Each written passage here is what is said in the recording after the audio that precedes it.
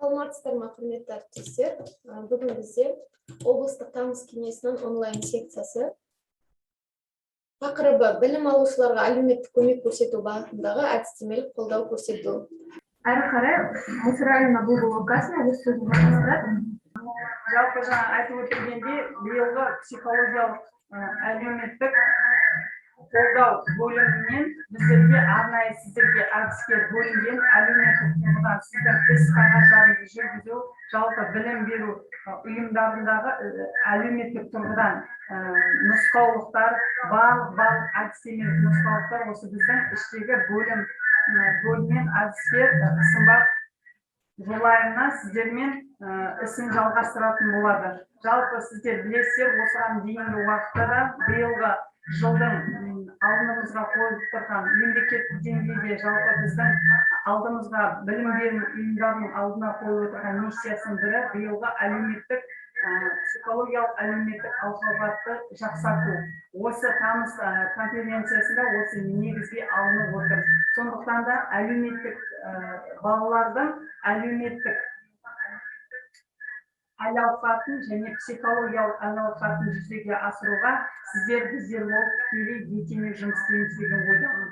Осы уақытқа дейін де сіздер осындай бағытта жұмыс істеп жүрдіңіздер, бірақ дегенмен биылдың ерекшелігі сол біздің бөлім бойынша сіздердің жүйелі жұмыс болады деп ойлаймын. Сіздермен жұмыс істеу арқылы барлық жұмыстарды ретке келтіріп алдыға қоямыз деген ойдамын. Егер де жаңа уақыттың тығыздығына байланысты бастап кетіп жатыр. Сондықтан да сұрақтарыңыз болса қоя қойыңыздар. Рахмет бұл блокасына. Әрі қарай секциялық отырысымызды жалғастырайық. Келесі бізде білім алушыларға әлеуметтік көмек көрсету бойынша Қазақстан Республикасының нормативтік құқықтық актілерінде қарастырылған өзгерістер туралы Ақтөбе облыстық білім басқармасының бас маманы Айтбаева Батима Кубашеваға сөз беріледі. Саламатсыз ба, құрметті әріптестер. Осы жыл басынан бастап балаларға әлеуметтік көмек көрсету мәселесі бойынша бірнеше заңнамаларға өзгеріс енгізіліп, біздер кездескен болатынбыз.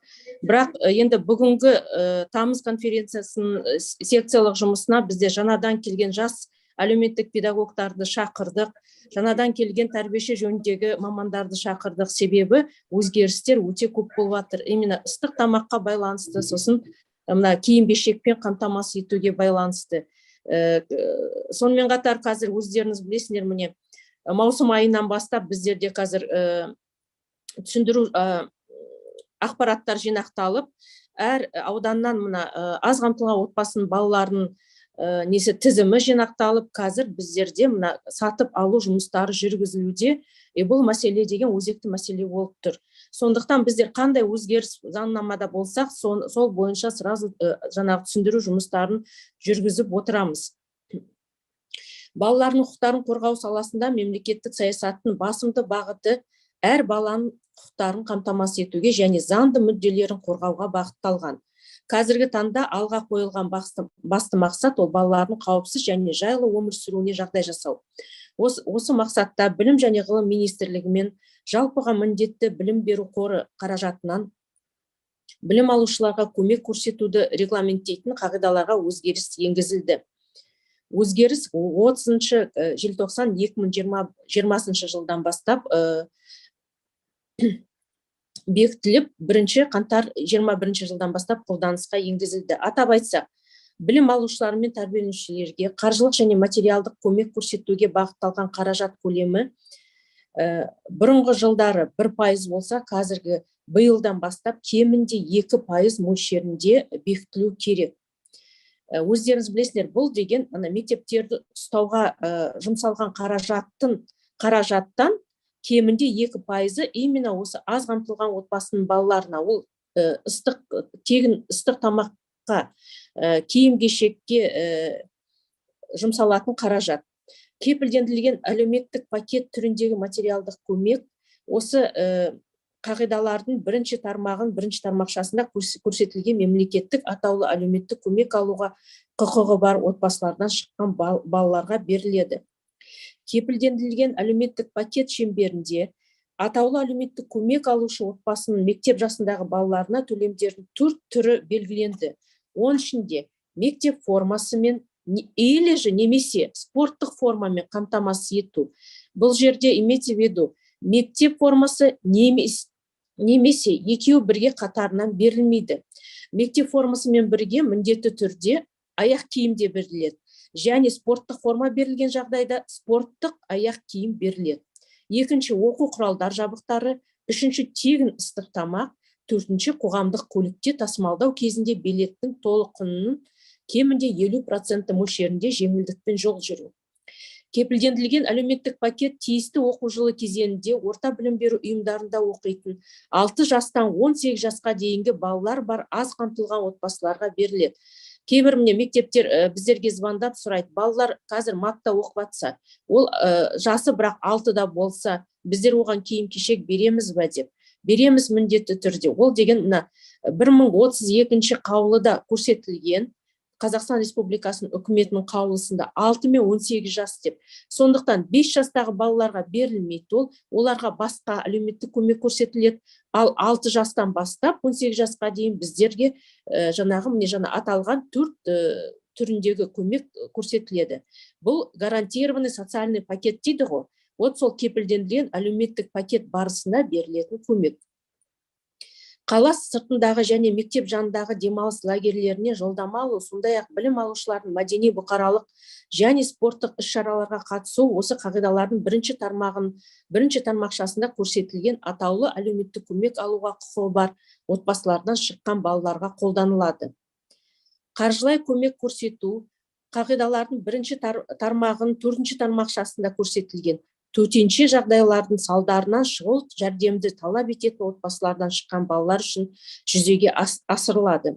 Бұл жерде ескертіп кетейін, қаржылай көмек ыстық тамаққа немесе киім-кешек, например, қамтамасыз етудің орнына счеттарына ақшасы ешқашан салынбайды. Қаржылай көмек тек төтенше жағдай біздерде заңнамада көрсетілген төтенше жағдайға не жататын. Сондай жағдайда ғана тек баланың счетына ақша салынады. Былтыр кейбір аудандарда осылай жаңағы тамақтандырмай счеттарына ақша салу фактілері болды. Біздер сондықтан қаңтар айында барлық бөлім басшыларына біздер хат жібердік. Келесіде осындай жағдайлар, кемшіліктер бұл деген заң бұзушылыққа жатады. Заң бұзушылықта болған жағдайда бөлім басшылары, мектеп директорлары өздері жеке жауапкершілікке тартылады деп. Себебі бұндай заңда ешқай жерде қарастырылмаған. Қаржылай деген, то есть счеттарына ақша салу деген. Қаржылай көмек тек төтенше жағдайға тап болған кезде көмек көрсетіледі. Кепілдендірілген әлеуметтік пакеттен тыс материалдық көмекке мыналар кіреді. Енді жаңа біздер айтып кеттік, кепілдендірілген әлеуметтік пакет ол тек атаулы әлеуметтік көмек алушыларға беріледі деп. Ал одан да басқа қандай категория бар біздерде? Тағы 4 категория бар. Табысы төмен, жетім және ата-анасының қамқорлығынсыз қалған, төтенше жағдайға тап болған.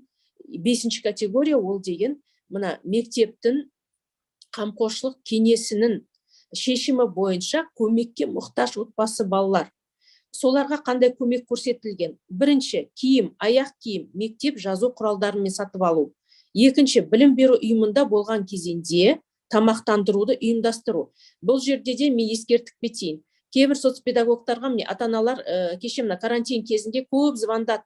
Неге біздерге тамақтың құнын бермейсіңдер деп? Неге счеттарымызға салмайсыңдар деп? Сол кезде сендер түсіндіру керексіңдер. Балалар мына жерде заңда 64-ші қаулыда өте анық жазылған. Білім беру ұйымында 64-ші қаулыда да 1032-ші қаулыда да анық жазылып тұр. Білім беру ұйымында болған кезеңде тамақтандыруды ұйымдастыру. Олар үйлерінен оқыған жағдайда, олар деген ақшаны біздер бермейміз оларға, үкіметке қайтадан бюджетке қайтарылады. Білім беру ұйымында болған кезде, оқу кезінде, именно мектеп қабырғасында оқыған кезде тек ыстық тамақпен балалар қамтылады.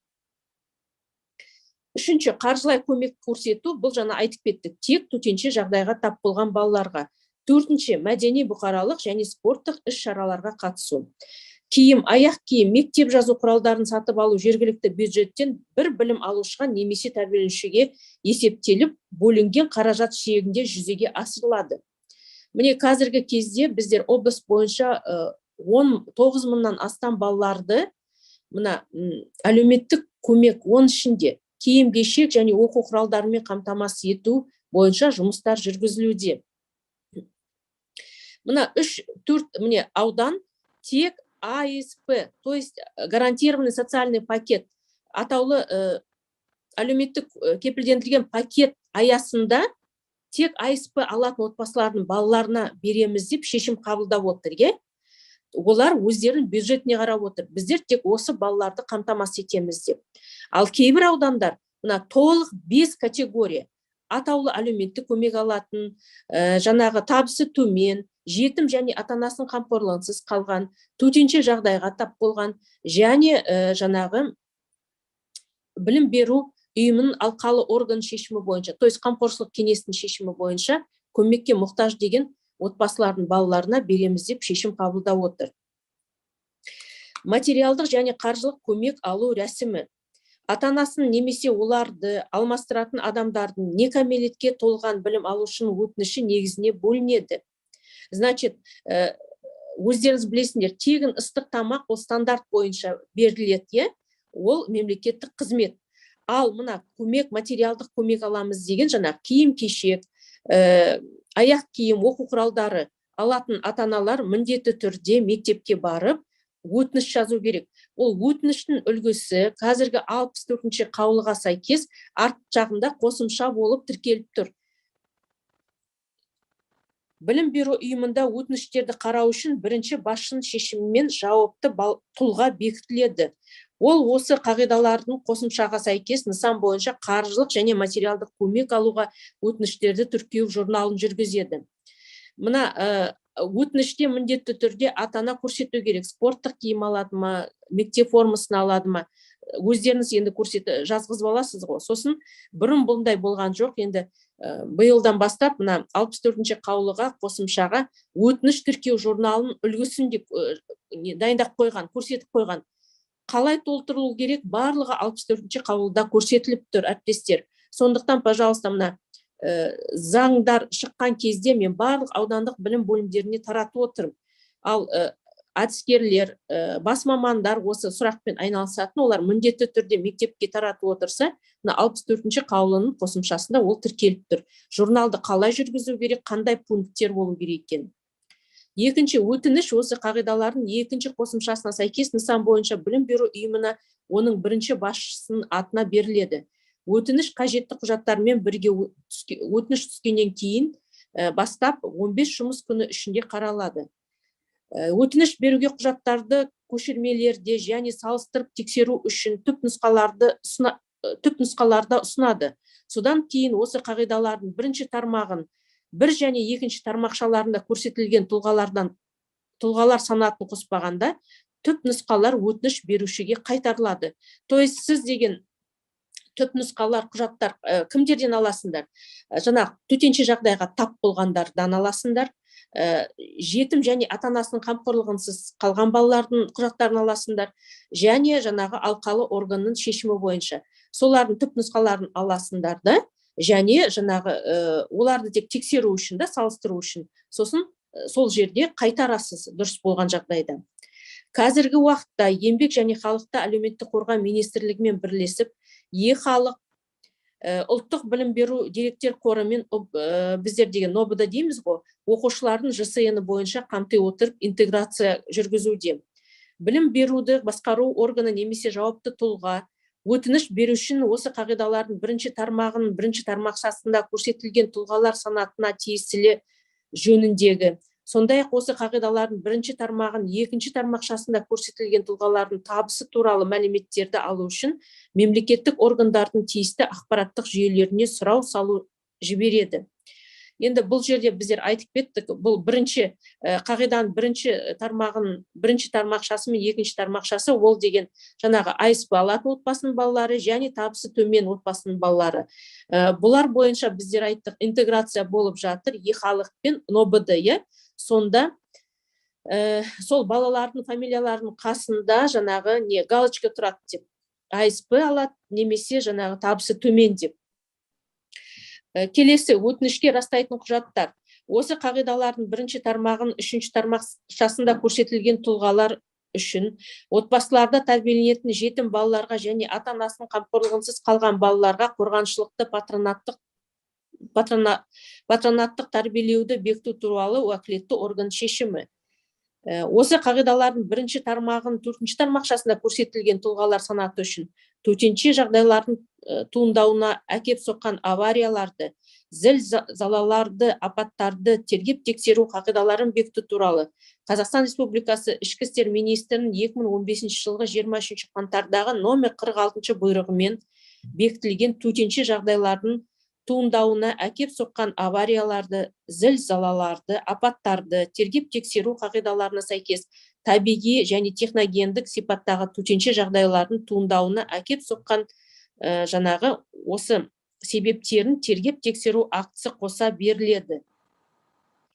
Бұнда жаңа айтылып тұр ғой енді, қандай құжаттар болу керек деп, ол түсінікті ғой, да? Жетім балалар болса, бұл деген ата-анасының қамқорлығынсыз қалған қорғаншылықты патронатты жаңағы бекіту туралы уәкілеттік органның шешімі. Ал төтенше жағдайларда болғанда, онда актісі, тергеп тексеру актісі болу керек, что действительно осы семья осындай төтенше жағдайға тап болғандығы туралы. Осы қағидалардың бірінші тармағын бесінші тармақшасында көрсетілген тұлғалардың санатын, отбасын материалдық жұмыстық жағдайын тексеру қорытындысы негізінде білім беру ұйымының алқалы органы анықтайды. Бұл бесінші санат деген, бұл жаңағы мектептің алқалы органы қамқоршылық кеңесінің шешімі бойынша анықтайды деп міне көрсетіп тұр. Именно тұрмыстық жағдай тексеру қорытындысы бойынша. Тұрмыстық жағдайды қалай тексеру керек, оны әріптестер мына 64-ші қаулының қосымшасында хаттаманың көшірмесі тұр. Қалай жүргізу керек? Актының көшірмесі тұр. Тек сіз жаңағы шығарып аласыңдар да, тек қажетті, не қажет, соны жазып бересіңдер, болды. Барлығы дайын тұр. Өтініш берушінің материалдық жағдайын тексеру, өтініш берушінің ал ол болмаған жағдайда отбасының кәмелетке толған әрекетке қабілетті мүшелерін бірінің қатысуымен жүзеге асырылады. Осы қағидаларға үшінші қосымшаға сәйкес нысан бойынша тексеру қорытындысына алқалы басқару органының өкілдері жауапты тұлға қол қояды және танысу үшін өтініш берушіге ал ол болмаған жағдайда оның қатысуымен отбасының тексеру жүргізуге қатысқан кәмелетке толған әрекетке қабілетті мүшесіне ұсынылады. Бұл жаңағы 5-ші категория алқалы орган шешімі бойынша көмекке мұқтаж балаларға қандай жаңағы рәсім, қалай оны оформлять-теміз, сол толық міне 64-ші қаулыда алгоритм действий, мектептің қамқоршылық кеңесі қандай жұмыс жүргізу керек, бірінші, екінші, үшінші, сон барлығы міне 64-ші қаулыда көрсетіліп тұр, және қосымшасында жаңағы рәсімдеу толық документтері беріліп тұр сізге.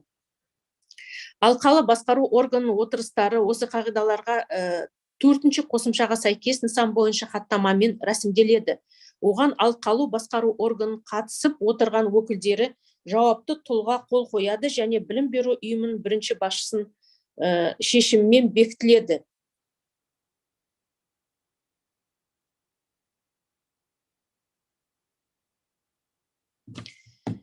Осы қағидалардың бірінші тармағында көрсетілген санаттарға жатқызылған білім алушылар мен тәрбиеленушілердің білім алуы кезеңінде қаржылық және материалдық көмек алу құқығы оқу жылында бір рет осы қағидалардың бірінші тармағын 4-ші тармақшасында көрсетілген білім алушылар мен тәрбиеленушілерді қоспағанда білім беру ұйымына құжаттарды ұсыну арқылы расталуға тиіс. Бұнда енді түсініп тұрсыз ғой, да? Төтенше жағдайға тап болған балалар, например, кейбір отбасылар жылына бір рет, екі рет төтенше жағдайға тап болуы мүмкін, е? Сондықтан бір отбасы, например, жылына екі рет тап болса, сіз 2 рет оларға жаңағы ақысын алып көмек көрсете аласыңыз. Енді ондай жағдай болмай ақ қойсын, бірақ мына пунктінде 64-ші қаулының соны ескеріп отыр. Осы қағидалардың 4-ші тармақшасында көрсетілген білім алушылар мен тәрбиеленушілерді қоспағанда деп отыр. Ал атаулы әлеуметтік көмек алатын отбасылардың балаларынан табысы төмен, жетім және ата-анасының қамқорлығынсыз қалған отбасының балалары және жаңағы алқалы орган шешімі бойынша көмек алып отырған балалардың құжаттарын сіз тек ертең август, тамыз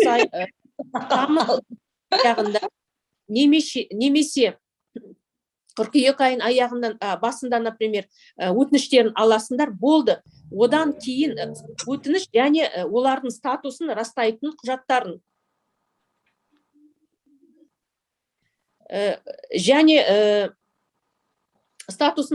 құжаттарын сіз олардан аласыз. 1 рет, жылына 1 рет.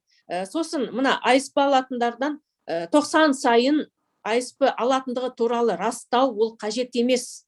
Түсінікті ме? Ондай болмасын, себебі біздерге мына сенім телефонына, білім басқармасына көп ата-ана звондайды.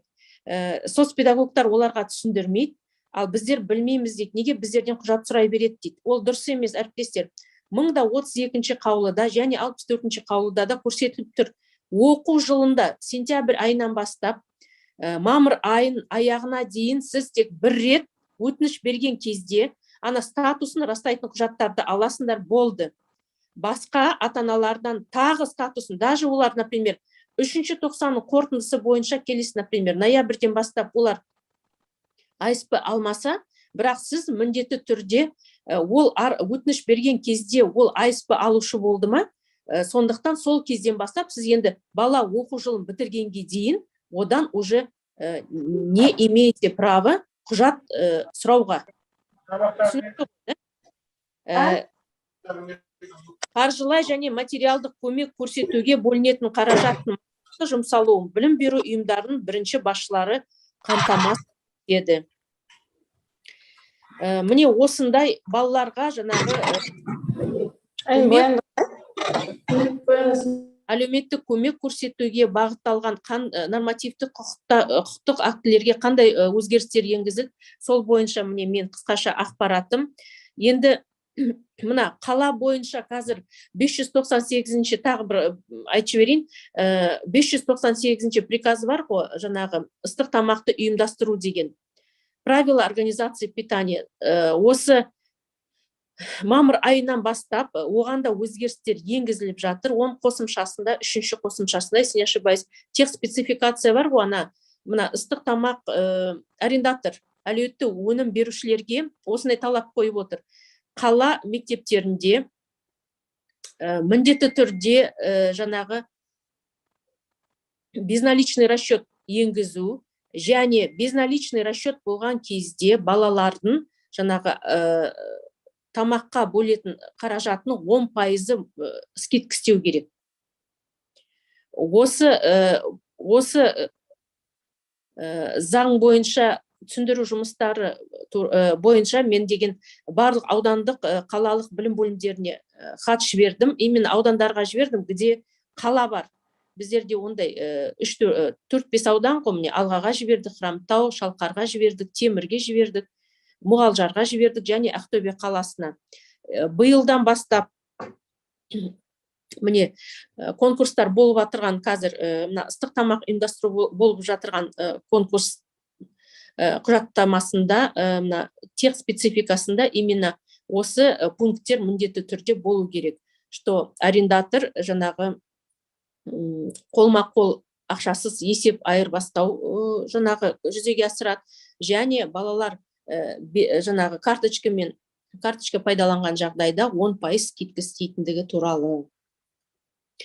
Қазіргі біздің облыс бойынша жағдайымыз мына осы заңнамаларды жүзеге асыру барысында қандай жұмыс жүргізіліп жатыр, мен айтып берейін. Жаңағы облыс бойынша біздерде 17.180 әлеуметтік осал отбасының балалары қазір анықталып отыр. Бұл деген болжамды тек сан. оның 4941 атаулы әлеуметтік көмек алатындар. Былтыр бұл сан 6612 болды. Биылғы жылы енді қазір киім-кешекпен қамтамасыз ету мақсатында, осы балаларға әлеуметтік көмек көрсету мақсатында 9000-нан астам балаларға киім-кешек және мектеп формасы, немесе мектеп формасы, киім-кешек, оның ішінде спорттық киім немесе мектеп формасы алып берілуде. Және оқу құралдары бойынша жаңа конкурстық жұмыстары, оқу құралдарын алып беру бойынша конкурстық жұмыстары жүргізілуде.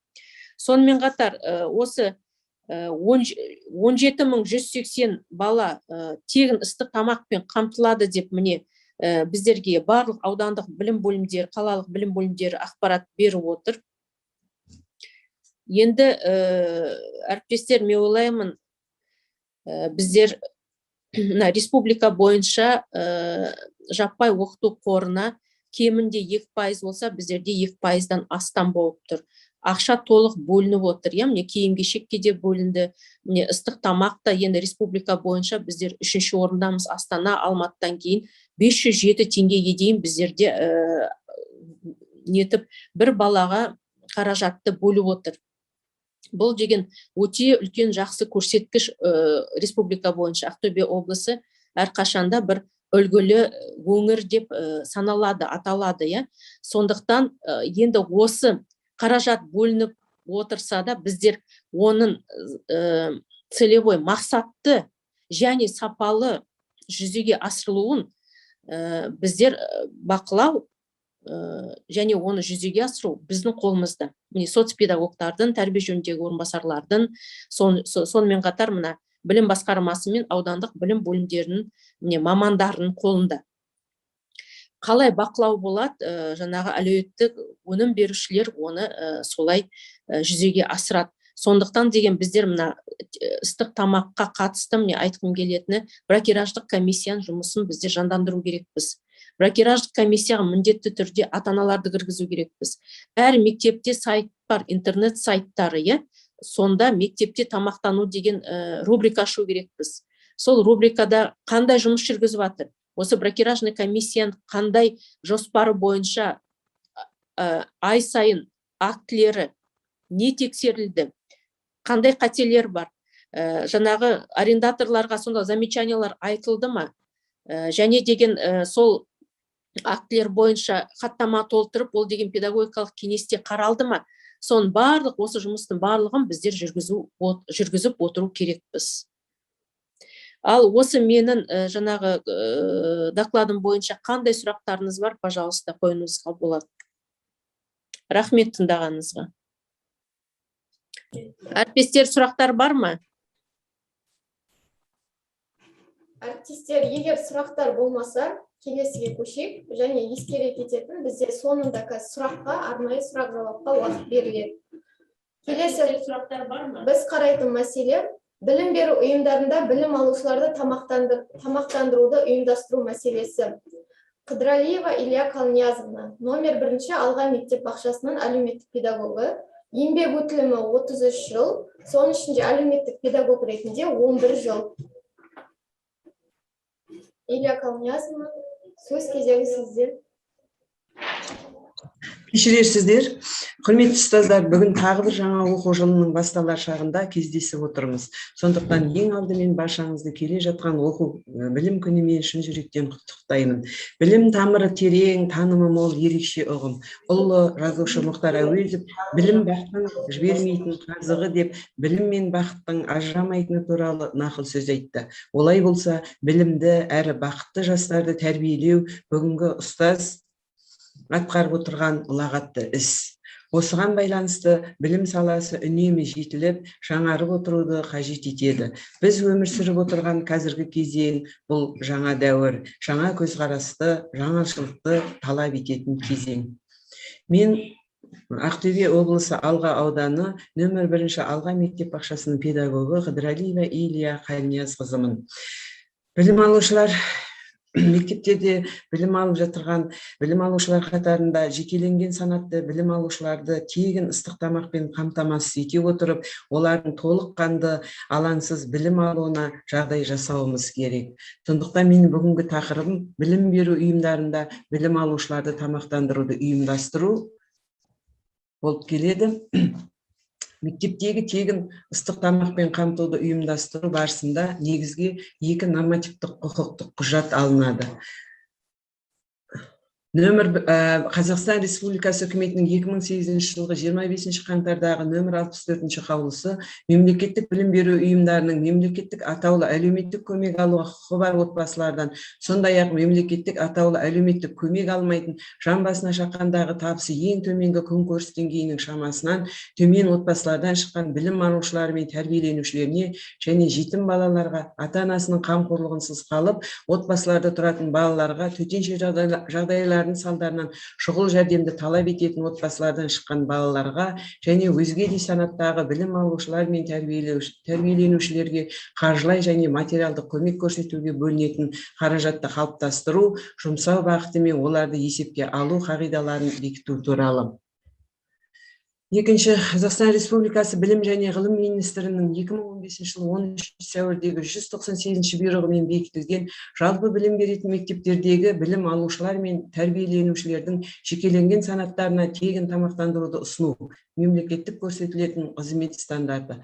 Қазақстан Республикасы үкіметінің 30-12-20 жылғы нөмір 949 жылдан бастап қолданысқа енгізілді қаулысымен қосып беріліп мемлекеттік білім беру ұйымдарының мемлекеттік атаулы әлеуметтік көмек алуға құқығы бар отбасылардан, сондай-ақ атаулы әлеуметтік көмек алмайтын, жан басына шаққандағы табысы ең төменгі күнкөріс деңгейінің шамасынан төмен отбасылардан шыққан білім алушылары мен тәрбиеленушілеріне және жетім балаларға, ата-анасының қамқорлығынсыз қалып, отбасыларда тұратын балаларға, төтенше жағдайлардың салдарынан шұғыл жәрдемді талап ететін отбасылардан шыққан балаларға және өзге де санаттағы білім алушылар мен тәрбиеленушілерге қаржылай материалдық көмек көрсетуге бөлінетін қаражатты қалыптастыру, жұмсау бағыты мен оларды есепке алу қағидалары.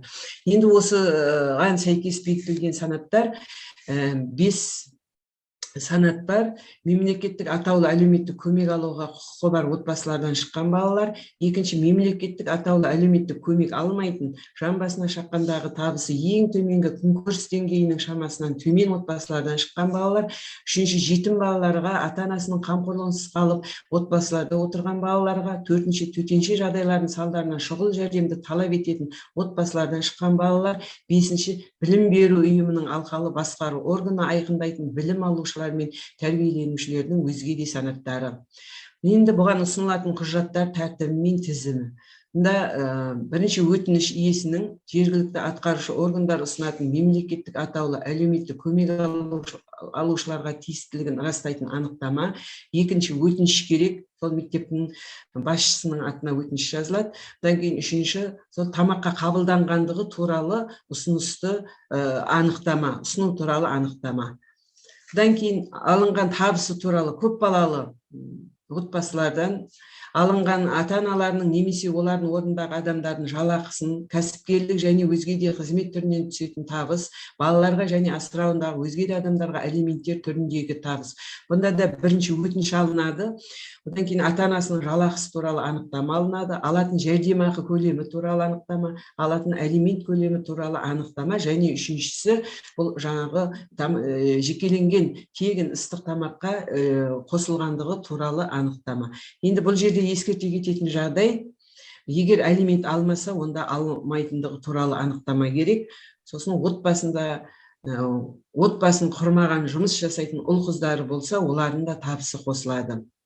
Жиналатын құжаттарды көрсетіп өттім. Енді жан басына шаққандағы орташа табысы күнкөріс деңгейінен төмен, мемлекеттік атаулы әлеуметтік көмек алмайтын отбасылардың жан басына шаққандағы орташа табысы қаржылай және материалдық көмек көрсетуге қаражат тағайындауға, өтініш берген айда қоса алғанда, өтініш берген сәтке дейінгі табыс сомасын жыл басынан айлар санына және отбасы мүшелерінің санына да бөлу жолымен анықталады. отбасы құрамындағы орташа жан басына шаққандағы табысты есептеу кезінде ата-аналар, асырап алушы және олардың асырауындағы жасы 18-ге толмаған балалар ескеріледі.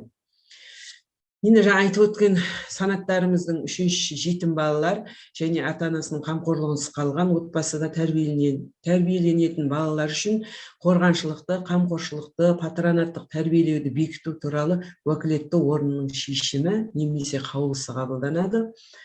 Бұнда да бірінші жағдайда өтініш жазылады.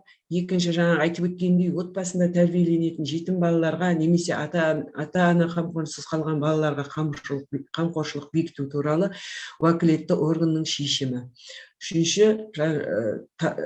Үшінші қосымша нысан бойынша тегін ыстық тамаққа қабылданғандығы туралы анықтама ұсыну. Төтенше жағдайлардың салдарынан шұғыл жәрдемді талап ететін отбасылардан шыққан балалар. Бұнда да бірінші өтініш қабылданады, бұдан кейін материалдық тұрмыстық жағдайын зерттеу актісі жүргізіледі.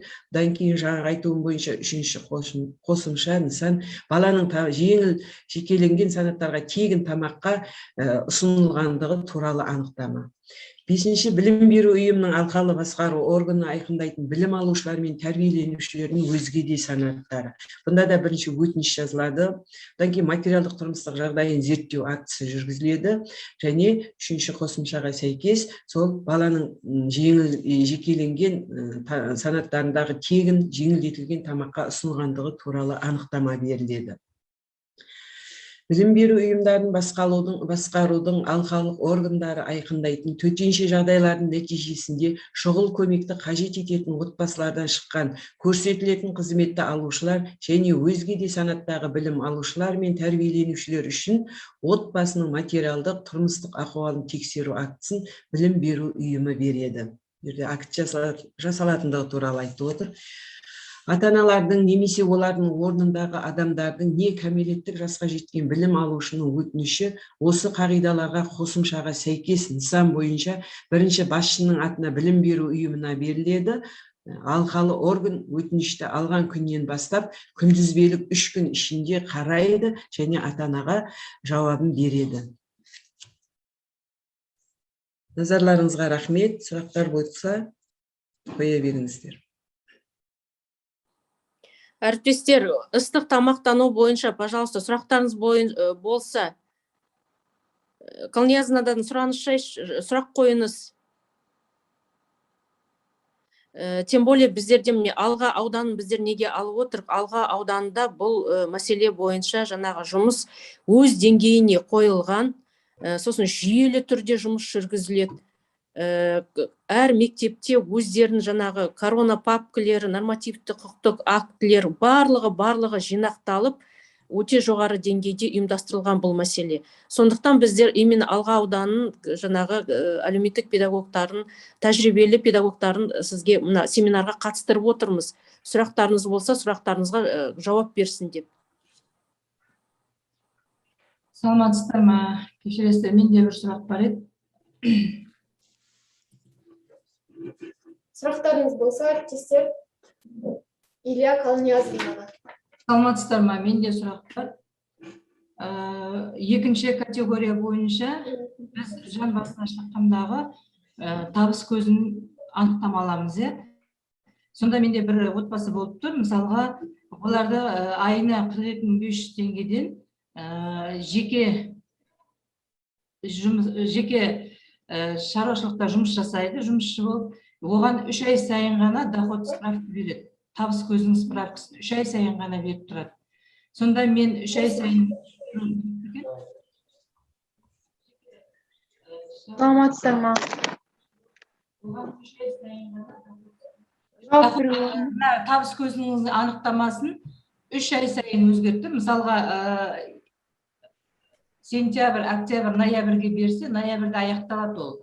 Содан кейін мен декабрь, январь, февраль 3 айға тағы алуым керек па? Әлде осы 3 айлық анықтама жарайды ма? Біз бұл кездері 3 айға тағы алып отырмыз. Неге дегенде ақша көбеюі мүмкін. Сосын жан басына шаққандағы табыс асып кетуі мүмкін. Белгіленген сумма бар ғой, содан 1 теңге асып кетсе де біз тамаққа қоспаймыз, заңға қайшы келе алмаймыз. Ал 1 теңге жетпей қалса, тамаққа қосып жалғастыра береміз. Сол үшін біз өзіміз 3 ай сайын алып отырамыз. Бұл енді түсінікті ғой, енді 1 теңге де аспау керек. Бірақ енді осы 3 ай сайын мен онда справкасын жаңартып отыруым керек. Енді қолдан келгенше жаңартып отыру керек. Ақша көбейіп кетуі мүмкін. Бұл тұрысымен ақша ғой. Сол үшін де қарау керек. 3-ші тоқсан бойынша 33.260 теңгеден есептейміз. Солай ма? Дұрыс, 33.260 теңге. Ол справканы есептегенде, анықтаманы алғанда біз қолымызға сол берілген начисление бойынша ғана аламыз ғой. Жалпы. Егер де, мысал үшін бір отбасында болуы мүмкін. Әйелі жұмыссыз, күйеуі мынадай жеке жұмыстарда күнделікті 5.000-10.000 теңге алып жүреді. Ал бірақ бұлардың қолына ешқандай справка берілмейді, анықтама. Сонда біз оны справканы, оны дәлелдеу үшін біз сондан аламыз ба анықтаманы? Сондан. Қалниязовна, кешірерсіз. Қазір мен айтып жіберейін, Мына 64-ші қаулыға сәйкес, сендер бір рет оқу жылында, то есть қыркүйек айынан бастап, мамыр айына дейін, мамыр айының аяғына дейін, жылына тек бір рет олардың статусын жаңағы растайтын құжат аласыз. 90 сайын подтверждение алуға қажет жоқ. Себебі деген бұл Қазақстан Республикасы үкіметінің қаулысында көрсетілген, 64-ші қаулыда көрсетілген. Ол сізге нормативті құқықтық акті болып саналады. Ал проверяющий органға сіз айта аласыз, міне сол кезде өтініш беруші именно осы жаңағы статус бойынша біздерге тіркелді, құжаттарын берді, сондықтан біздер оны оқу жылын аяғына дейін, мына қаулының осындай тармағына сәйкес, біздер оған жаңағы тамақпен, ыстық тамақпен, киім-кешекпен қамтамасыз еттік деп, Ал қалай саналады? Мына жерде біздерде Ақтөбе қалалық халықты жұмыспен қамту орталығының директоры отыр, Маханова Алтынай. Пожалуйста, Алтынай, сізде не бар ма қосатын ақпарат? Саламатсыздар ма? Барлық сұрақтарды, жауаптардың бәрін тыңдадым, барлығы түсінікті. Енді атаулы әлеуметтік көмек алушылар отбасы, аз қамтылған отбасылар құрамына кіреді. Олар бізден атаулы әлеуметтік көмек алып отқан жөнінде анықтаманы алады, немесе ЕГОВтан алады, электронды үкімет порталынан. Содан кейін мектепке барып, мектептен өздерінің жаңағы формаларын алады. Кейбір ата-аналар спортивкі таңдады, кейбіреулер мектеп формасын таңдады. Енді мына жерде бір сұрақтар болып жатыр. Анасы жұмыссыз, әкесі жұмыс жасайды, 5-10 мың теңге табады деп. 5-10 мың теңге табады деген қазір жалақы жоқ, ең төменгі жалақы 42.500, қолдан келсе, егерде сондай аз жалақымен келген ата-аналар болса, міндетті түрде олар жұмысқа бару керек. Қазір бос жұмыс орындары өте көп. Мысалға, анасы 3 жасқа дейінгі бала күтіміне отырады, 3 жастан кейін қайда ол ана, не жұмыс атқарып жатыр, не істеп жатыр, неге үйде отыр деген сұрақтар туындайды. Сол себепті міндетті түрде оларды жұмысқа жіберу керек. Енді жұмыс ретінде анықтама сұрап келеді, жұмыс ретінде біз ешкімді тіркемейміз. Бізде тек тіркеледі өзіне лайықты жұмыс орнын таба алмаған, жұмыс іздеп жүрген, жұмысқа тұрам деген азаматтар. Себебі мектептен бізден жаңа анықтама сұрап жатыр деп бізге келіп жатады. Біз айтамыз, сізді біз тіркемейміз. Неге тіркейміз? Себебі сіз жұмысқа бару керек, жұмысқа жарамды азаматсыз деп. Сол себепті міндетті түрде жұмысқа жіберу керексіздер бізге қарай. Мысалға, жұмыспен қамту орталықтар бар ғой, барлық аудан орталықтарында, қалада да. Және де егерде справканы бермей, анықтама, жалақысы туралы анықтама бермейтін болса, оны жаңа ЕГОВ порталынан транзитный оборотный ведомость дейді, пенсионный отчислениесі көрініп тұрады, өздері соңғы 6 айда немесе соңғы 3 айда алған жалақыларын сол жерден көрсете алады. Енді 2020 жылдың қаңтар айынан бастап қазіргі таңда 10%, ай сайынғы 10% жалақы жарнасы, зейнетақы жарнасын барлығына міндеттет ай сайын төлеуге. Бұрын мысалға жеке кәсіпкер 6 ай сайын төлейтін, оны күтіп отыратынбыз.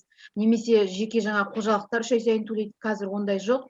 Олар есептерін налогыға кіріс жаңағы басқармасына 3 айда 6 айда тапсыратын болса, ол жаңағы ОПВ-сын, пенсионный отчислениесі, зейнетақы қорын міндетті түрде өткен айдың пенсионный доходын 10% зейнетақы жарнасын келесі айдың 25-іне міндетті түрде төлеп болу керек. Ол мына бюджетный неде көрсетілген кодексте 2020 қаңтар айынан. Себебі бізге атаулы әлеуметтік көмекке құжат тапсыруға келген кезде, өтініш білдіргенде біздің жұмыс беруші төлемей жатыр, оны сосын аударады, оны 3 айдан кейін аударады. Ол отчетқа байланысты, налогтың отчетына. А зейнетақы қоры міндетті түрде ай сайын төлену керек. Ай сайын төленбесе, значит, ол работодатель, жаңа жұмыс беруші тарап нарушение жасап тұр. Сол себепті, егер сіздерде жаңағы справка берілмеген жағдайда транзитный оборотный ведомство алып келу керек, болмаса төленбеген жағдайда жұмыс беруші тарап міндетті түрде ай сайын төлеу керек. Оны міндеттеу керек төленуі туралы. Сол тағы да сұрақтарыңыз болса, мысалға қазіргі таңда 3-ші тоқсанға кедейшілік шегі 33.260 теңгені құрайды, оны барлығымыз білеміз. Ал кедейшілік шегі жаңағы күнкөріс деңгейі 33.260 құраса, кедейшілік шегі оның 70%, 23.282 теңгені құрайды. Атаулы әлеуметтік көмек сол кедейшілік шегі 23.282 теңгеден есептелінеді, ал табысы аз, күнкөріс деңгейі төмен отбасыларды ол күнкөріс деңгейімен 33.260 теңге төлейді. Оған барлық отбасының жалақылары, барлық кірісі кіреді. Тек қана төтенше жағдайға байланысты төленген қаражаттар ғана төленбейді. Төтенше жағдай байланысты, өртке байланысты бірыңғай жаңағы бір жолғы көмек көрсетіледі, әлеуметтік көмек. Мысалы, сондай жағдайларда ғана неге кіріске алынбайды. Сол сұрақтарыңыз болса, қоюларыңызға болады. Тағы да айтып өтейін, мысалға жалақы көлемін олар анықтама түрінде, жеке кәсіпкерлер бар бізде. Жалақы көлемін анықтама түрінде 42.500 теңге, 4.250 теңге алып келеді.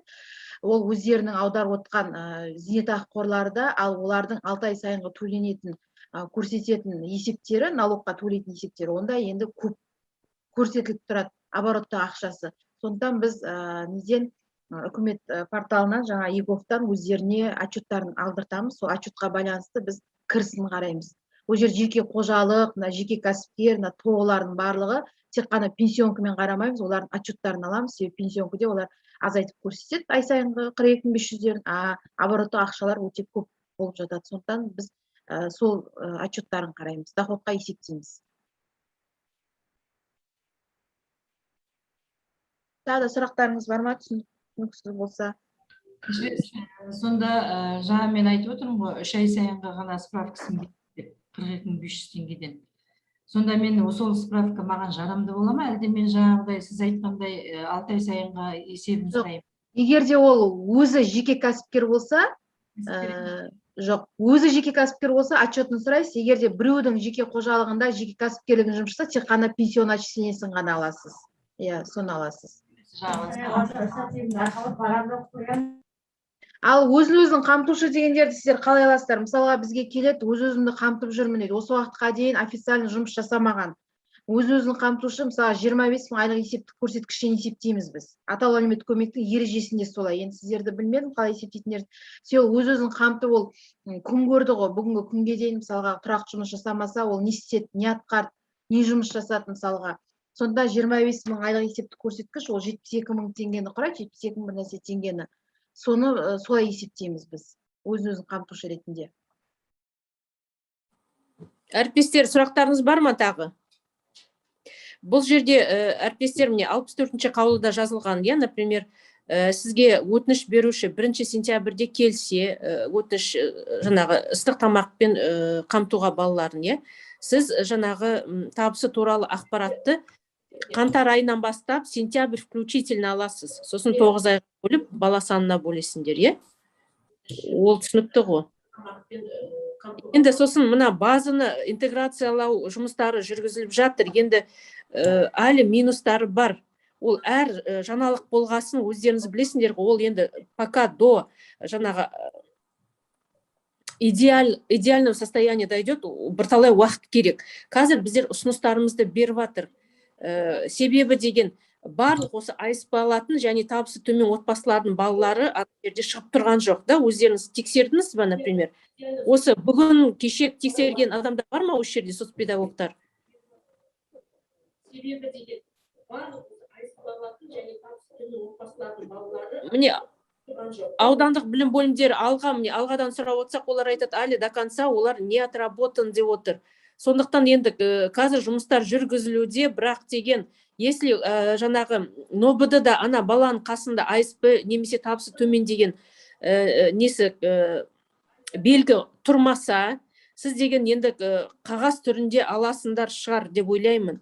Себебі деген бала действительно аз қамтылған отбасының қатарына жататын болған жағдайда енді ана жерде белгі болмай қағаз түрінде құжаттарын жинақтап, сосын жаңағы балаларды уже тамақпен қамтамасыз етесіңдер. Шешім табуға болады.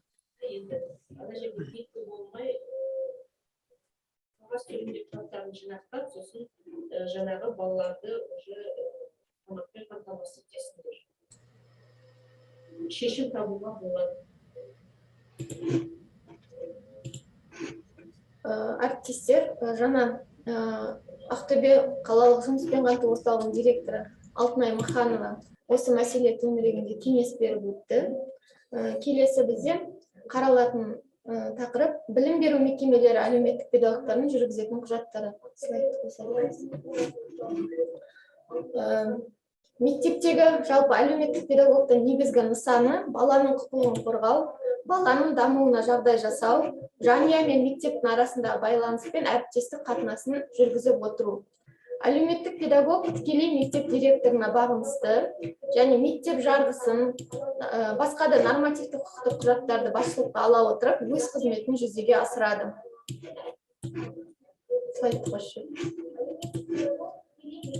Әлеуметтік педагог жұмысының мақсатына тоқталатын болсақ, әртүрлі санаттағы білім алушыларға қолайлы жағдай жасау, әлеуметтік мүддесі мен құқығын қорғау, психология, медико-педагогикалық жағдайын ерекшелігін, өмір сүру ортасын, әлеуметтік жағдайларын зерттеу, анықтау, өмірге қызығушылығын арттыру болып табылады. Білім алушының тәртібіндегі қиыншылықтарын қадағалай отырып, өз уақытында әлеуметтік көмек көрсетеді. Отбасы мен мектеп арасындағы ынтымақтастықты нығайтады. Екінші слайд. Әлеуметтік педагогтың жұмысының міндеттеріне қысқаша тоқталып өтетін болсақ, ең алдымен білім алушылардың мектепте, отбасында, өмір сүру ортасында тұлғалану үдерісінің дамуына тікелей әсер ету. Бала тәрбиесінде отбасына әлеуметтік педагогикалық көмек көрсету, тұлғалану үдерісіне кері әсерін тигізетін жиналыс. Әлеуметтік қатерлі отбасыларын анықтау, мінез құлқында ауытқу байқалатын білім алушыларды уақытында анықтау, асоциалдық мінез құлықтың алдын алу жұмыстарын жүргізу. Ата-аналарға, педагогтарға әлеуметтік педагогикалық және психологиялық қолдау көрсету, кеңес беру жұмыстарын ұйымдастыру. Екінші слайдта. Бұл жалпы міндеттері. Әлеуметтік педагогтың негізгі функциялары, үшінші слайдқа назар аударсаңыздар. Диагностика жүргізу, кеңес беру, қорғау, ұйымдастыру. Келесі слайд. Осы әлеуметтік педагогтың жүргізетін құжаттары, міне слайдтан көріп отқандарыңыздай, іс құжаттар номенклатурасын түзетістер ең бастысы. Ең бірінші сонда міне өздеріңіз көріп отырсыздар, барлығына тоқталмай-ақ қояйын. Әлеуметтік педагогтың іс қағаздары және нормативтік құқықтық актілер, әлеуметтік педагогтың жеке қолдану фактісі және жылдық жоспары, жылдық есебі көріп тұрғандарыңыздай. Екінші өтеді. Міне осы 12 тізім бойынша іс құжаттар номенклатурасы түзіледі. Әлеуметтік педагогтың жеке қолдану фактісінде ең бірінші айтқан қандай құжаттар болуы тиіс. Осы слайдта тұра беріңіз. Бірінші лауазымдық міндеттері, яғни анкета, ереже, бұйрық. Екінші форма. Мектептің жарғысы, лицензиясы, мектептің жылдық жоспары, педагогикалық кеңес, директор жанында кеңес жоспары, тәрбие жұмысының жоспары, мектептің даму бағдарламасы, әлеуметтік педагогтың байланыс жасайтын мекемелері, мектеп әкімшілігі, мұғалімдер туралы мәлімет, мекен жайы, осы барлық айтылғандар әлеуметтік педагогтың жеке қолдану фактісінде болуы тиіс. Әлеуметтік педагог жылдық жұмыс жасай отырып, медбикемен, сынып жетекшілермен, педагог-психологпен, тәрбиеші жөніндегі орынбасармен, құқық қорғау органдары қызметкерлерімен, қамқоршылық кеңесінің жұмысымен жылдық жоспар жасайды. Жоспарға сәйкес атқарылған жұмыс туралы жарты жылдық және жылдық есеп дайындайды. Келесі слайдта. Міне, кімдермен бірлесіп жұмыс жасайды? Осы слайдта көрсетілгендей аталған қызметкерлермен жылдық жұмыс жоспарын құрады. Сәйкесінше жылдық есеп дайындайды. Оның ішінде мектептегі оқушылардың әлеуметтік топтамасы, яғни мәртебесі, категориясы, қамқоршылық кеңесінің жұмысы, көрсетілген әлеуметтік көмектер, міндетті білім қорынан бөлінген қаржы, жаңа жыл және тағы басқалары. Жетім және ата-анасының қамқорлығынсыз қалған оқушылармен жүргізілген әлеуметтік жұмыс, оқушыларға жүргізілген зерттеу жұмыстары, жоспар бойынша атқарылған жұмыстардың жалпы қорытындысы қамтылуы тиіс. Жалпы осы әлеуметтік педагогтардың жұмысын сынып жетекшілермен ең алдымен жұмыс жасайды. Бұл кезде, яғни сынып жетекшілермен бірлесе отырып, мектепке келген оқушыларға әлеуметтік диагностика жүргізеді. Оқушылармен жұмыс. Мектеп оқушыларының қоршаған ортасының дамуына бақылау мониторингісін жасайды. Оқушылардың әлеуметтік ортасын, отбасы, әлеуметтік ортасы, қызығушылығы, яғни диагностикалық жұмыстар және отбасын анықтау мақсатында сауалнамалар жүргізеді. Отбасымен жұмыс деп алатын болса, осы таңда әлеуметтік педагогтың ата-аналармен жүргізілетін жұмысы аса маңызды болып саналады. Ол отбасындағы жағдайлар туралы толық мәлімет ала отырып, бала тәрбиесіне байланысты ата-аналармен ынтымақтасады. Оларға кәсіби педагогикалық көмек көрсетеді. Психологпен бірлесе отырып, әлеуметтік психологиялық жұмыстар жүргізеді және кеңестер береді. Ата-ана қамқорлығынсыз қалған балаларға, отбасында қиын жағдай орнаған оқушылардың ата-аналарына, оқушыға және қиын және құқық бұзуға бейім оқушылармен әлеуметтік психологиялық жұмыстар жүргізеді. Үйде оқытылатын оқушылардың ата-аналарымен кездесу және әлеуметтік педагогикалық жұмыстарды атқарады. Дарынды және үлгерімі төмен оқушылармен әлеуметтік педагогикалық және психологиялық жұмыстар жүргізеді.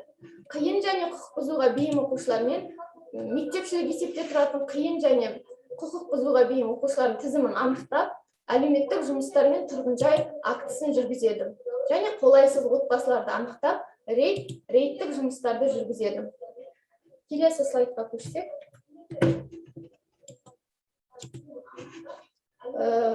Мана іс құжаттар номенклатурасында айтып кеткендей, жетім және ата-анасының қамқорлығынсыз қалған кәмелеттік жасқа толмаған балаларды есепке алу журналы болады. Ол журналдың үлгісі міне мынадай болады. Слайдтан көрсеңіздер болады. Және жетім және ата-ана қамқорлығынсыз қалған оқушылардың картотекасы. Ол баланың әлеуметтік тұрмыс жағдайына зерттеу жүргізуге акт жазу. Келесі слайд. Бұл актыны әлеуметтік педагог жазады, бірі тиісті орынға, екіншісі үлгісі өзінде қалады. Мына слайдта көріп отырғандарыңыздай, бұл жерде жетім және ата-анасының қамқорлығынсыз қалған балалармен жұмыс істеу кестесі, яғни сұхбат, әңгімелесу. Бұл оқушымен жұмыс атқару кестесін мектеп директоры бекітеді. Апта сайын әлеуметтік педагог сұхбаттасу жұмыстарын жүргізуі қажет. Ең алдымен мектепте 5 жетім оқушы болатын болса, оның әрқайсысына белгілі бір уақытпен күнді белгілейсіздер. Кейін осы үлгі бойынша міне бақылап отырасыздар. Мектептің әлеуметтік паспорты, яғни куәлігі. Мектепте оқушылардың әлеуметтік жағдайы туралы мәлімет болуы қажет. Оны мектептің әлеуметтік паспортында оқу жылының басында және аяғында қадағалап отырасыздар. Сонымен қатар сыныптың әлеуметтік паспорты.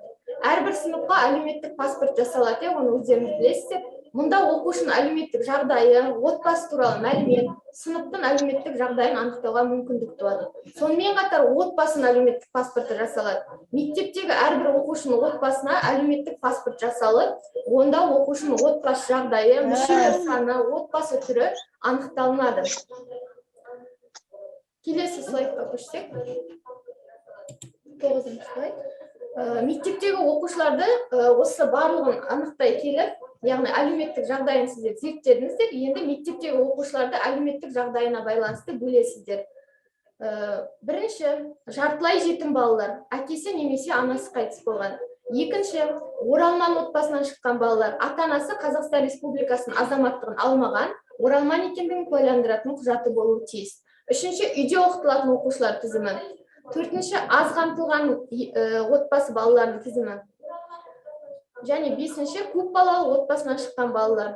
Осылай балаларды әлеуметтік жағдайына байланысты бөлесіздер. Бұл оқушыларды және оқушыларды есепке тіркеп отыру. Көрдіңіздер ғой, осы кесте бойынша әр санатқа осындай мәлімет кесте толтырып аласыздар өздеріңізге. Оқушылардың осы санаттағы оқушыларды енді үйіне барып сіздер қадағалап отырасыздар, иә? Әлеуметтік педагогтың осы ең бір жүргізетін жұмысы осы болып табылады, яғни ата-аналармен. Отбасын әлеуметтік педагог осы өз тізімінде тұрған әлеуметтік топтамаға сәйкес жылына 2 рет оқушылардың үйіне барып, отбасы жағдайымен, ата-анасымен танысып, тұрғын-жай актісін жүргізуге тиіс. Қажет болған жағдайда, енді кейбір таңда отбасылар болса, баруды қажет ететін. Онда сіздер жоспардан тыс бара беруге болады. Осы жерде ескеретін мәселе, отбасылардың тұрмыстық жағдайларын тексеріп, акт жасақтайсыздар. Комиссия мүшелерінің құрамына міндетті түрде әлеуметтік педагог, психолог, сынып жетекші, құқық қорғау органдарының қызметкерлерін кіргізу тиіс. Тексеру актісіне тұрмыстық жағдайлары туралы деректер толтырылған соң, міндетті түрде соңғы жағына комиссияның шешімі жазылады. Яғни белгілі бір ұсыным, тұжырым, қандай әлеуметтік көмекті қажет етеді деген сондай шешім болу қажет. Комиссия мүшелерінің міндетті түрде акт жасалған кезде қолдары қойылуы керек. Ол акт ата-анамен таныстырылғаннан кейін таныстым деп, сол ата-ананың біреуі қол қоюы тиіс. Сонымен қатар сіздер осы актімен қоса оқушылардың үйіне баруын тіркеу журналы болуы қажет. Оның алғашқы беті мектеп директоры бекіткен, тігіліп, мөр басылған болуы шарт. Оны келесі 10-шы слайдтан көре аласыздар. Журналды. Оқушылардың үйіне баруын тіркеу журналы. Сонымен қатар келесі бізде қамқоршылық кеңесі. Сіздер осы тікелей қамқоршылық кеңесінің бұйрығын, жоспарын, хаттамаларын жинақтап отырасыздар. Келесі қамқорлық атты қайырымдылық акциясы бар, оның құжаттары бар. Әлеуметтік түрлі топтамаға бөлінген балаларға мектеп тарапынан, мемлекет тарапынан қайырымдылық акциялар ұйымдастырылады.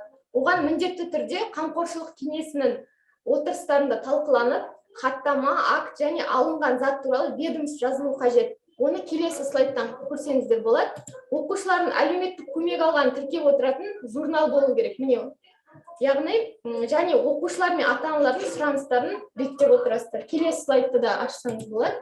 Бұл ведомство, яғни белгілі бір ата-анасы немесе қамқоршысынан алғандығы туралы, бұл қамқорлық атты акция жүрген кезде сіздердің толтыратын тікелей құжаттарыңыз. Келесі оқушыларды ыстық тамақпен қамтамасыз ету.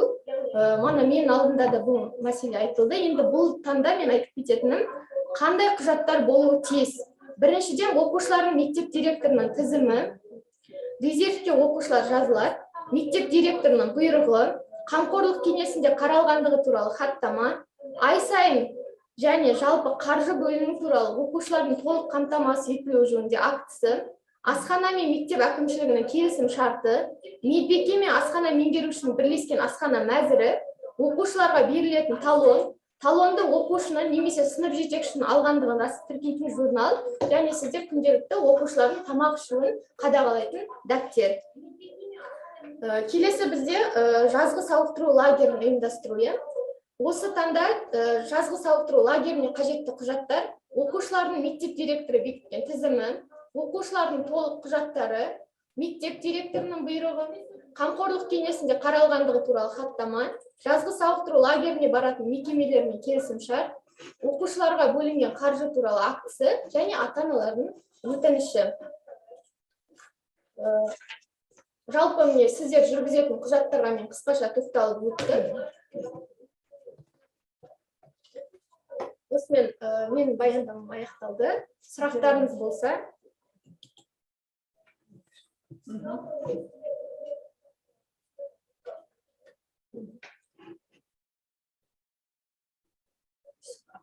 Құрметті әріптестер, сұрақтарыңыз болса қоя беріңіздер. Сіздердің алдыңызда биылғы оқу жылына байланысты бүкіл құжатнамамен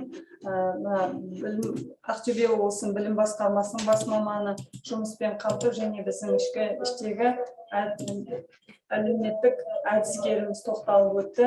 Сонымен қоса тағы сұрақтарыңыз болып жатса, айта кетсеңіздер.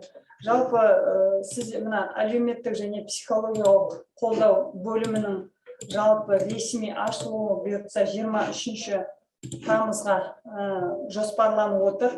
Сол кезде қарастыратын бүкіл заттардың барлығын айта алмайтын, ауызға тілге тетік қылып айтып кететін зат, ол әлеуметтік педагогтарға қатысты, ол сіздердің мобильный топқа кірістірулеріңіз болады. Ертең 23 тамызда арнайы ашылғаннан соң, онда тағы да жинап, сол мобильдік топқа әлеуметтік педагогтардың кіретіндігі туралы қысқаша айтатын боламыз. Білесіздер, біздің жаңағы кабинеттің миссиясының бірі, ол ерекшелік топтағы балалардың динамикасы, яғни суицид.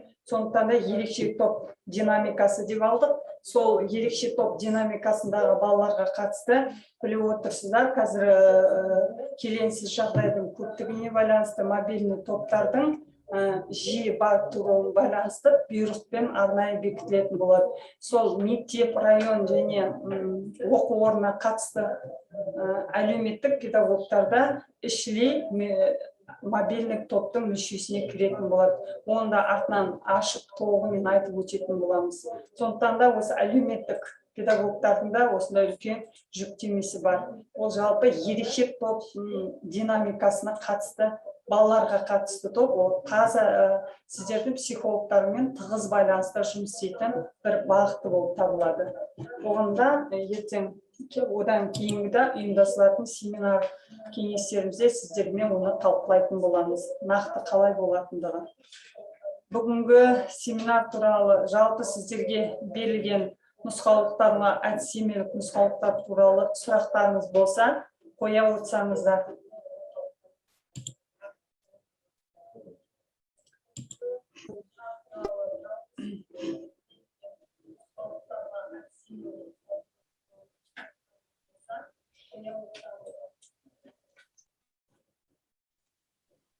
Немесе арнайы әдіскерлерге қоятын сұрақтар, бас маманға қатысты сұрақтарыңыз бар ма туындап отырған? Құрметті әріптестер, бүгінгі секция отырысына қатысты Батима Кубашевнаға сұрақтарыңыз болса, жұмыспен қамту орталығының директоры Алтынай Маханова қатысып отыр. Ол кісіге сұрақтарыңыз болса, бізде қазір сұрақ жауапқа уақыт берілді. Қойсаңыздар болады.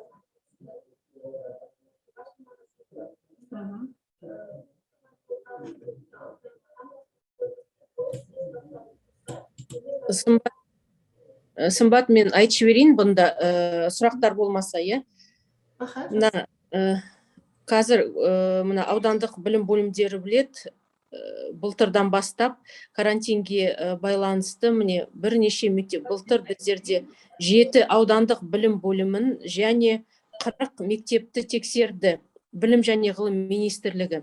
Соның ішінде жаңағы 13 пункт бойынша тексерсе, соның 3-еуі или 5-еуі, например, именно осы әлеуметтік педагогтардың жұмысын тексерді. Сонда деген мына мектепке жол акциясы бойынша, сосын мына әлеуметтік жаппай оқыту қорынан әлеуметтік көмек, киім кешекпен қамту бойынша, ыстық тамақпен қамту бойынша 5 пункт бойынша мен құжаттарды өзім тексеріп, содан кейін біздер министерствоға жіберіп отырдық. Сонда жиі кездесетін қателіктер қандай болды? Енді, в общем, конечно, по республике біздің регионды жаңағы ерекше атап өтті, себебі жаңа құжаттары жинақтап, өте сауатты жаңа құжаттар жинақталған және не бар, система, жүйе бар деп құжат жинақтау несінде барысында. Ал енді бұл құжаттар мен қолымнан бірінші өткесін, мен деген бірталай кемшіліктерді міне облыс бойынша анықтап отырғанымда сол кемшіліктерді айтып жіберейін. Ең бірінші кемшілік ол деген мына ыстық тамаққа байланысты бұл мемлекеттік стандарт.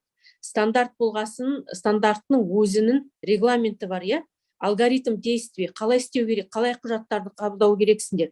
Сол кезде міне құжат қабылдау кезінде өте көп кемшіліктер болып тұр. Почти каждый оқушыдан қабылдаған құжаттардың барлығы қателікпен жіберіледі.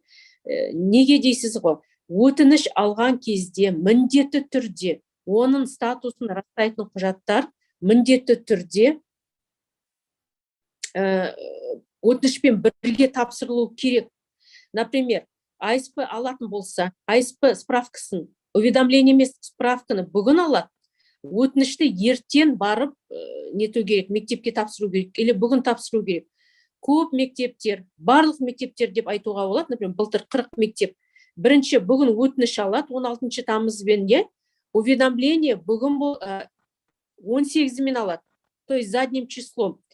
Ол қызмет қой, мемлекеттік қызмет. Сіз бала статусын растайтын құжат тапсырмаса, какой имеете право анықтама беруге, что ол тегін ыстық тамақпен қамтылады деген. Бұл жерде сіз заң бұзушылыққа жол беріп отырсыңдар. Сондықтан жаңағы статусын растайтын құжат өтініштен бұрын алыну керек қажетті мемлекеттік органнан. Немесе ЕГОВтан болсын, немесе жаңағы ЦОНнан болсын, немесе жұмыс орнынан болсын. Осыған назар аудару керекпіз. Так, сосын мына киім-кешекпен қамтамасыз етуге байланысты то же самое, осы кемшілік анықталып отыр. Ата-ана жаңағы мектеп формасын балаларына беруді сұрайды, немесе спорттық киімді сұрайды. Сол кезде ата-анаға сендерді барасыңдар да, ол ата-анадан өтініш аласыңдар. Оған жаңағы мектеп директорының приказын шығарасыңдар. Ал он статусын, что ол действительно АСП или табысы төмен, или жаңағы алқалы орган шешімі бойынша көмекке мұқтаж отбасылардың тізіміне енгізу бойынша алқалы орган шешімі шығады. Содан кейін сіз деген ол баладан оның статусы АСП екендігі, табысы төмендігі екендігі туралы не аласыңдар, құжат аласыңдар. То есть бұл жерде бар ғой, алгоритм действия нарушается. Сосын бұл жерде тексеру органның, конечно, сұрақ туындайды. Қандай себептен сіз оны приказға енгізіп отырсыңдар? Қандай себептен олар жаңағы приказ шығарып отырсыңдар, и оған анықтама беріп отырсыңдар, ол деген жаңағы осындай көмекпен қамтамасыз етіледі деп. Если қолдарыңызда статусын растайтын құжат болмаса. Сосын тағы бір мәселе, мына бракеражный комиссия міндетті түрде әр мектепте болу керек. Бракеражный комиссияны құру туралы приказдарында бұрын 3 жыл бұрын, 5 жыл бұрын шыққан нормативті құқықтық актілерді жазып қоясыңдар. Жаңадан шыққандар біреуде жоқ. Көп қате содан да шықты. Поэтому, пожалуйста, сендер деген өзіміз сияқты специалистсіздер, сауатты, жоғары біліміңіз бар. Заңдар шығып атырған кезде мен де жіберіп тұрам, сіз де әділеттен қарап отыру керексіз. Сосын бракеражный комиссиямен бірге мектепте мониторинговая комиссия деген бар. Мониторинговая комиссия, ол бракеражный комиссия, өздеріңіз білесіздер, 611 приказы бар ғой, денсаулық сақтау министрлігінің санитарлық эпидемиологиялық талаптар білім беру ұйымдарына. Ал жаңағы ыстық тамақты ұйымдастыру 598 бұйрық бойынша сендерде мониторинговая комиссия. Бірақ олардың міндеті бір. Олардың құзыретіне не кіреді? Мен барлық аудандық білім бөлімдеріне жібердім.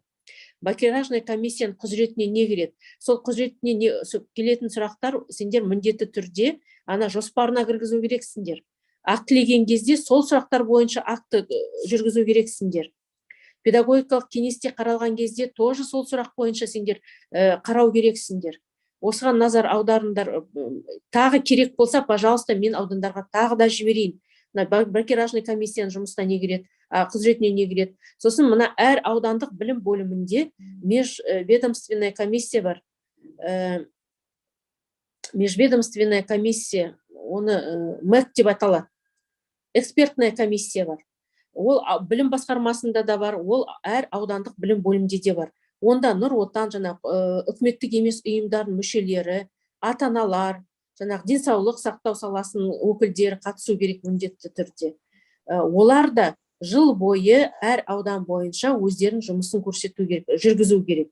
Замечание істеп, ол замечание сендердің кемшіліктерін анықтау үшін емес беріледі. Ол сендер өздерінің жұмысыңызды жүргізу үшін замечание беріледі. Вот сол жұмыстарды жандандыру керек. Мынау аудандық білім бөлімдеріне қатысты ұсыныстар.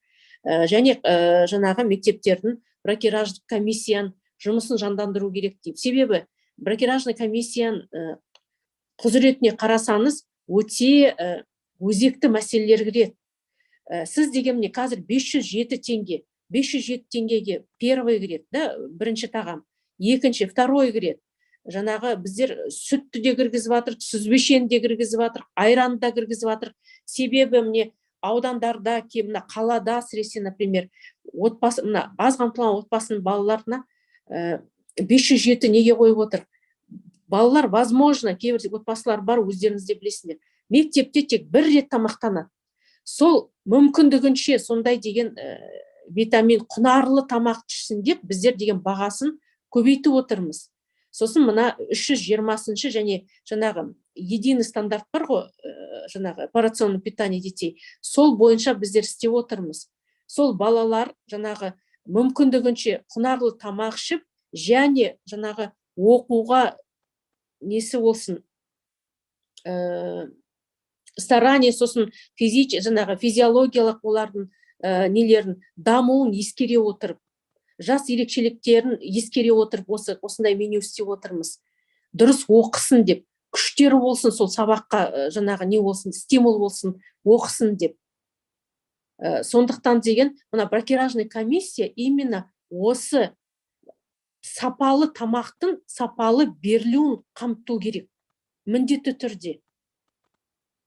Арендаторлардың жұмысын сіз бақылау керексіңдер.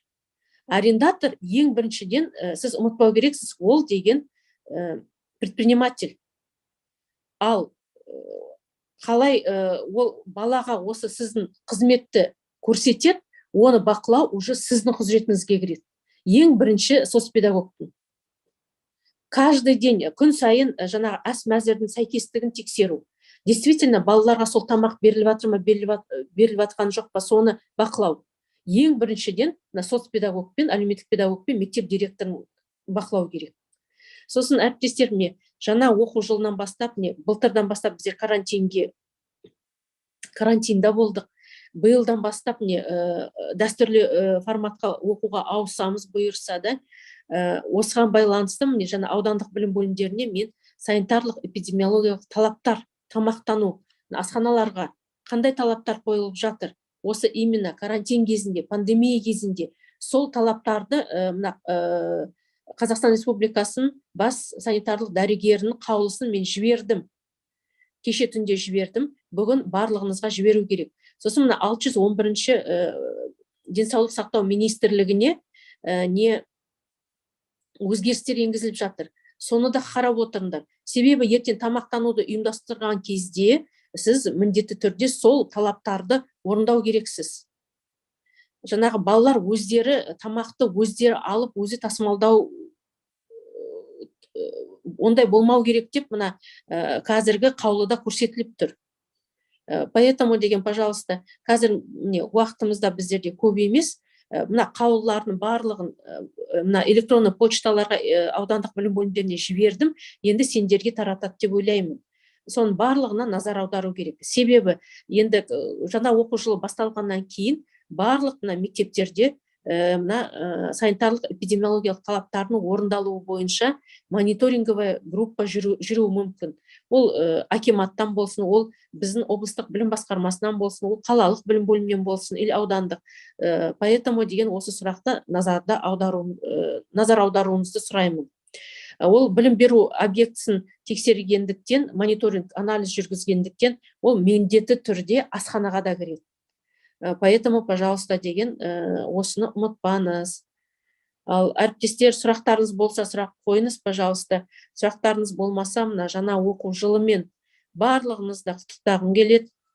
Барлығыңызға ең біріншіден зор денсаулық,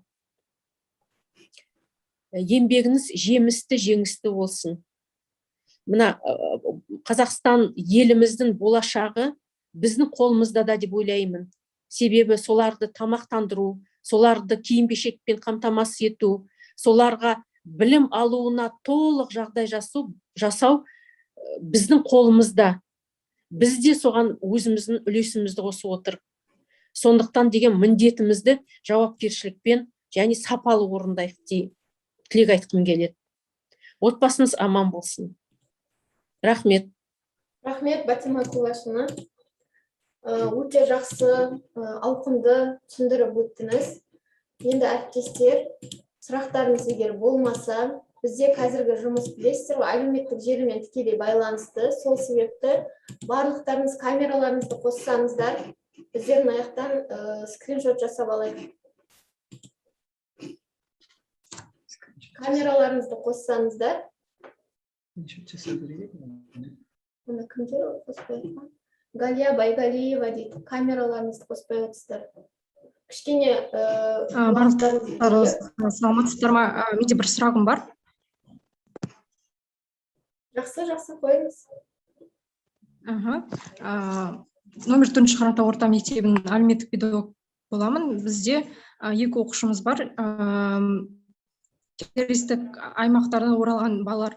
Соларға қалай ыстық тамаққа кіргізуге болады? Қандай құжаттар жинаймыз? Себебі әкесі мысалы жұмыс істейді, доходы жақсы.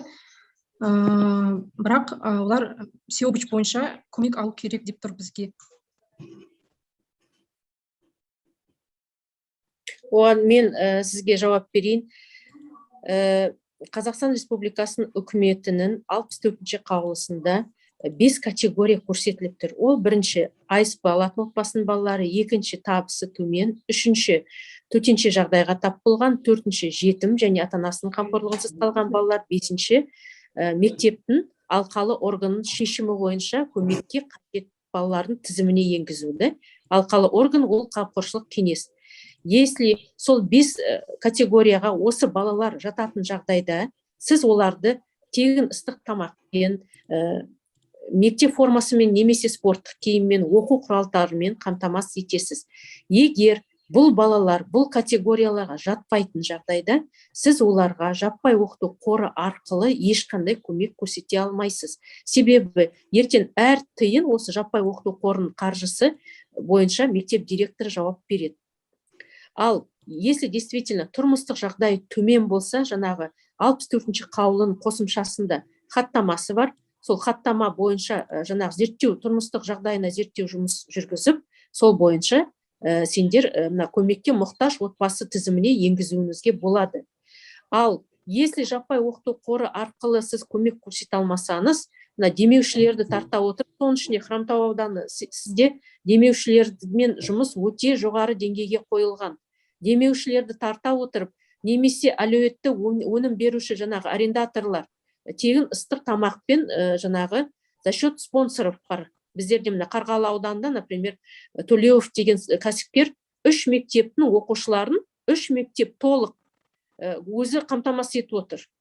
Алға ауданында да, например, былтыр бұрнағы жылдар ондай нелер болды, жағдайлар болды. Демеушілер өздерін қамқоршылығына алып, сондай жаңағы онкологиямен ауыратын балалар, бұрын жаңағы өте ауыр аурулармен ауыратын балаларды жаңағы дәрі шетінде, олар енді дәрілер ішкесін, асқазаны ауыр болмасын деп, бала мектепте 5 сағат жүреді деп, солай спонсорлар, жаңағы арендаторлар өздері спонсор болып, солай тамақтандырды. Солай осындай шешім қабылдауға болады. Осы сұрақты осылай шешуге болады дегенім ғой. Түсінікті ме? Жақсы, түсінікті, рахмет. Тағы сұрақтарыңыз бар ма, әріптестер? Сұрақтарыңыз болмаса, әріптестер. Саламатсыздар ма? Мен Алға мектеп гимназиясының тәрбие жұмыстары жөніндегі орынбасарымын. Жаңағы көрсетілген слайдтардың барлығын осы чатқа салсаңыздар болады ма? Сымбат Жолаевна, сіз салып жіберіңізші. Салынады. Сосын деген әріптестер, мен сотовойымды жазып алыңызшы. 8-777 760 0176 слайдтар, сосын деген мына нормативті құқықтық актілер бойынша қандай өзгерістер болады, мен соның барлығын салып отырам. Сымбат Жолаевна, пожалуйста, область бойынша барлық соцпедагогтардың жаңағы телефондарын алып, біздер тоже чат құрайық. Ол областной, біздерде қалалық бар, Алматы ауданы, Астана ауданы деген. Ал енді облыстық құрайық та, сол чатқа, пожалуйста, нормативті құқықтық актілер шықса, міндетті түрде мен сол күні салып отырмын барлық аудандық білім бөлімдеріне. Жақсы, Батима Кулашевна. жұмыс үшін ортақ чат ашылады. Соған барлық құжаттар салынып отыратын болады алдағы уақытта. Олай болса біздер сонымен ескере кететін тағы айтып жіберейін. Әріптестер, бүгінгі секция отырысы бойынша пікірлеріңізді чатқа қалдырсаңыздар болады. Ақтөбе облыстық білім басқармасының бас маманы Айтбаева Батима Кубашевнаға және өз іс тәжірибесімен бөліскен номер 1 Алға мектеп бақшасының әлеуметтік педагогы Қыдыралиева Илья Қалниязовнаға алғыс білдіреміз. Сіздерге осы барлық бүгінгі айтылған ұсынымдарды жұмыс барысында қолданып, бірлесе жұмыс жасауға шақырамыз. Жұмыстарыңызға сәттілік. Жаңа оқу жылына сіздерге сәттілік тілейміз. Рахмет әріптестер қатысқандарыңызға.